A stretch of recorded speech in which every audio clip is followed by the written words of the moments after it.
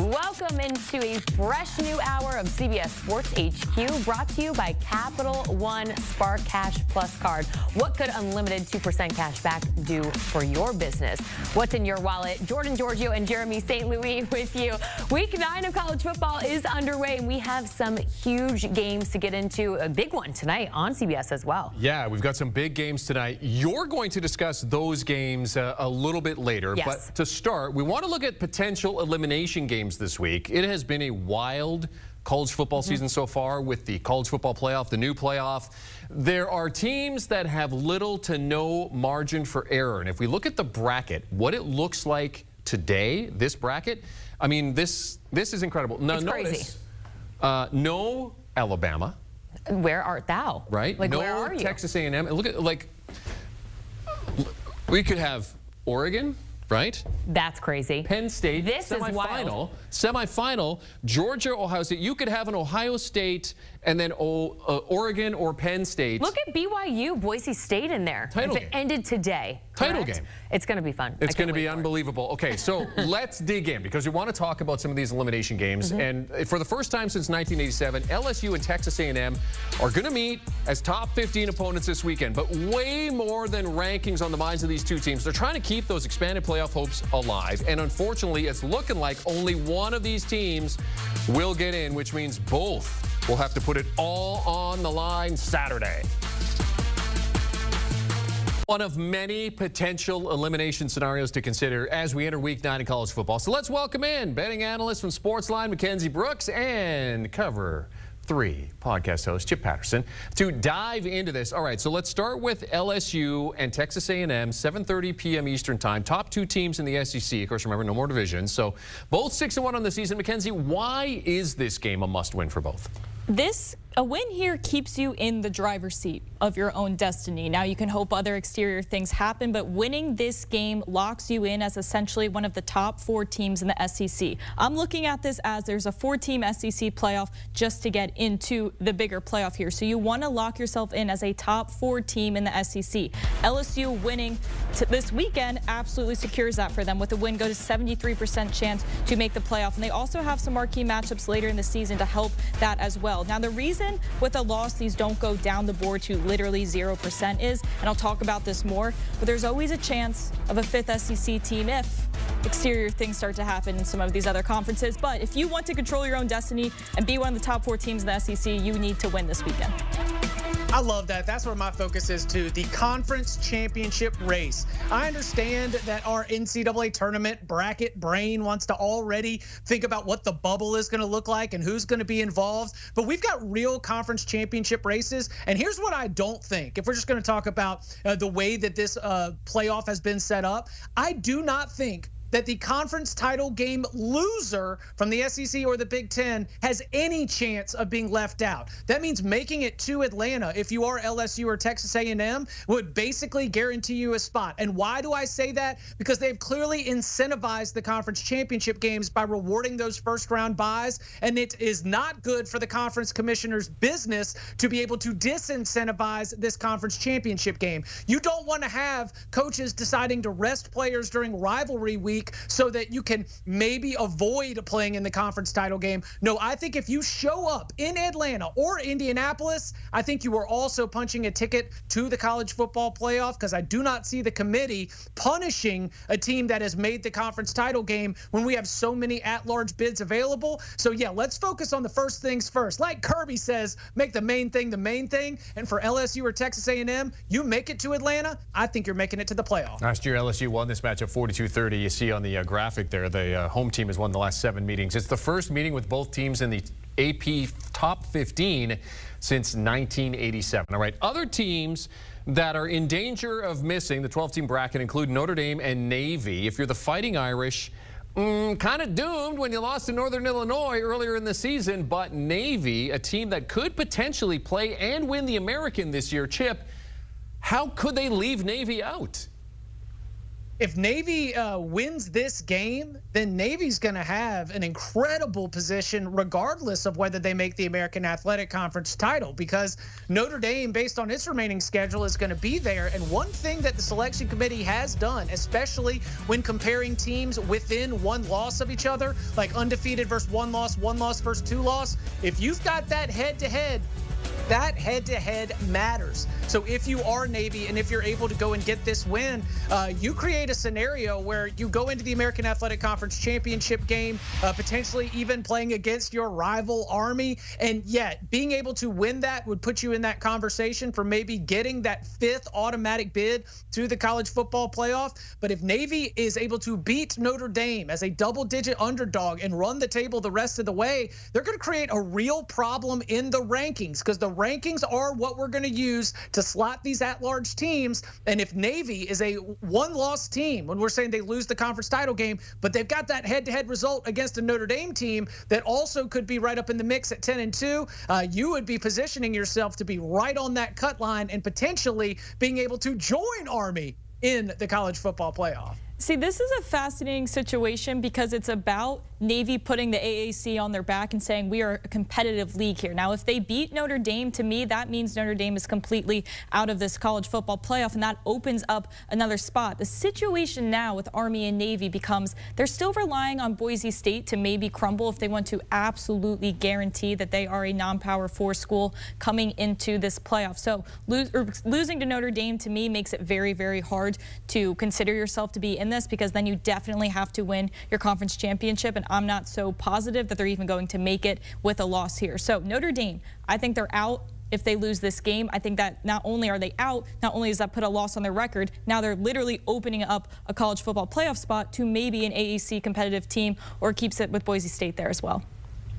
Yeah, Notre Dame and Navy getting ready to watch this game on CBS Sports Network very intently for what Boise State and UNLV means. Yeah, I know everybody else in the greater New York area might be watching another game. Nah. These two teams, as they get ready to play in MetLife Stadium, they'll be dialed into CBS Sports Network. Yeah, so is that why when you look at this and you're looking at the two teams, Army-Navy, I mean, they could face each other twice for the first time ever, but is that why you look at this situation, particularly with this Notre Dame game, and have it so much more pivotal for Navy than it is for Army? Absolutely. Well, it is pivotal for Notre Dame as well, but it is pivotal for Navy because they do have the harder schedule of them and Army. Navy has to play at Tulane, which is a very hard place to play in. So we actually like Army's chances of winning the AAC or just being a better team at the end of this than Navy is because of the schedule. But absolutely, this Notre Dame head-to-head will play a monumental part in this, in deciding which team would possibly have, be deserving to make the playoff here. Navy versus Notre Dame, noon Eastern time in MetLife. The battle for the Rip Miller Trophy is what that one's called. All right, Alabama, I mean, no brainer usually when it comes to playoff football in college, but this year, not so fast. 2 losses already, potentially a third with number 21 Mizzou rolling into Tuscaloosa. Mackenzie, should they be considered this year when you compare them to some of the other teams that are fighting to get in? I'm not here to say it's the just way. I do think they absolutely will be considered, and that's because there will just be more SEC teams than a lot of these other conferences that we're looking at. Now, if they lose this game this weekend, I absolutely think it plummets their chances to make the playoff, but it doesn't take them to 0. It takes them to 24%, which is still pretty crazy, but that's because there is a situation where maybe there are 5 SEC teams. Maybe we only take the Big 12 winner. Maybe we only take the ACC winner. If Pitt comes in like a bowling ball and just starts knocking everyone out of that competition. Maybe we only take a Boise State. Maybe we don't have an Army-Navy. Maybe we don't even have a Notre Dame because USC beats them at the end of the year, and all of them are out. And all of these spots are opening up for 4 Big Ten teams, for 5 SEC teams. So if you are Alabama, if you are Missouri, you are hoping to find yourself in that 4.5, 5 seed. You're out of the driver's seat if you lose this game, but it does not mean your chances are 0 here. Get them out. Nah, let's go. If Alabama loses to this Missouri team, which has been, even when healthy, not effective offensively, and if, Brady Cook and the instability at the quarterback situation, all the questions we have at running back, if this Missouri team goes into Tuscaloosa and beats Alabama on their home turf, get them out. because what we are trying to do in this college football playoff is we are trying to find a champion. We are trying to reward greatness. And if they lose to this Missouri team, then we got to look at that Alabama-Georgia game as much of an instant classic as it was, as an anomaly to who the Crimson Tide are. Additionally, if they lose to this Missouri team, how much confidence do you have that they're going to be able to go into Baton Rouge and win that game? So, yeah, this for me is Alabama this week and in 2 weeks on the other side of an off week when they play LSU. These two games are it. This is when Kalen DeBoer, like, we identified you as a good ball coach. We identified you as someone who could do a smooth transition from the greatest of all time into leading Alabama into the next era. You got to dig deep in your notebooks. Everything you did at the NAIA level, everything that you did all along your path to get here, this is when you've got to pull it out, because the season is on the line for the Crimson Tide in these next two games. Two things I want to talk about here. One being Alabama, they have, so even if, say LSU wins against Texas A&M. Right now they've kind of deemed themselves that fourth best team. You got Texas, you got Georgia, you got Tennessee. Now you have LSU for beating Texas A&M. If Alabama goes in at the end of the year and beats one of the best teams in the SEC in LSU, now do we have to reconsider them? Now do they have that game to save themselves, which is an absolutely disgusting situation, and people who are anti-Alabama all across America would be kicking themselves. Another thing I want to mention, just to bring in the betting angle to this as we can, you can currently get Alabama to miss the playoffs still at plus money.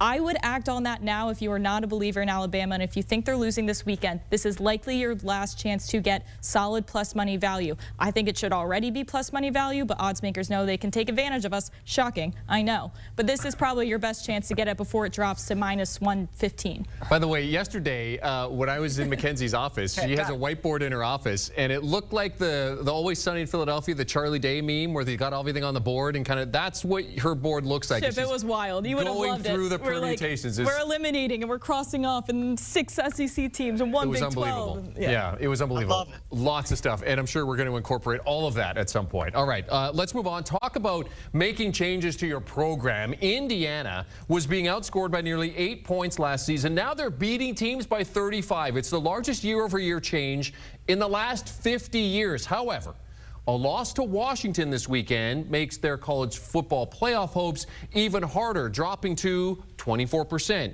Chip, obviously, they got to get it done this weekend. So, recent history has shown us some things about the way the college football playoff selection committee treats injuries, especially injuries to star players, because throughout the first 10 years of the college football playoff selection committee, they've been willing to overlook a loss if it involved not having one of your star players in there. And that's why I think that for Indiana, a loss without Curtis Rourke in the lineup might only be treated as half a loss, especially if Indiana, when they get Curtis Rourke back for those big games against Michigan, for those big games against Ohio State, if they are still able to show that they are that juggernaut that has been absolutely bludgeoning teams through the first half of the season, they might not get the same kind of penalty, because the College Football Playoff Selection Committee has also shown us in the Florida State example that not having a star player is a reason to keep you out of the college football playoff. And so that's why I'm not saying that Indiana can win to Washington. I just want to remind the human nature of this process and the fact that in ways both good and bad, the injuries to star players have absolutely been deal breakers for teams in the past. I agree with that to an extent. I think as far as the angle from being in the driver's seat and controlling your own destiny and not having to worry about exterior teams hoping on the downfall of a Penn State or hoping on the downfall of the other teams in the Big Ten, that's where I think that you do need to win this game. Now, if they lose this game, we have a 24% chance they make the playoff. That is because they have a 24% chance to beat Ohio State at Ohio State. So it's very tied to it. Ohio State becomes a must-win game in order to lock yourself in here, maybe make the Big Ten Conference Championship. So that is why it plummets so hard. We are optimistic of Indiana, probably more than the odds makers are. So we think they go up to around a 60% chance to win. But that Ohio State game, if you lose today, or excuse me, this weekend, it becomes almost a must-win situation. Margins are very, very slim for a lot of these teams. Sportsline's Mackenzie Brooks, Cover 3 podcast host Chip Patterson joining us here on HQ as we do a little must-win elimination game previews for this weekend.